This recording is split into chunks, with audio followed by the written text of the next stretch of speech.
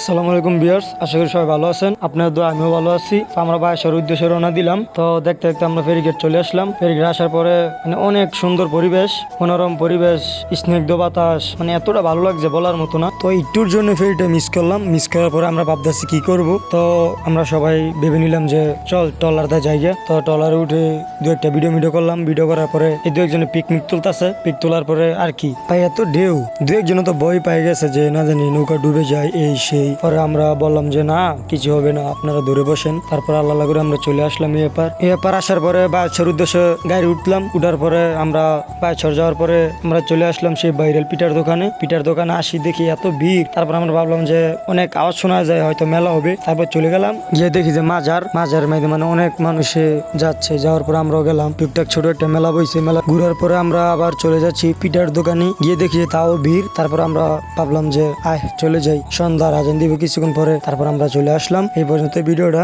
আশা করি সবাই ভালো লাগবে। সবাই লাইক কমেন্টে জানাবেন কিরকম হয়েছে। তো সবাই বাইরে চলে আসবেন পিঠা খাইতে, ভাইরাল সেই খালার পিঠার দোকানে।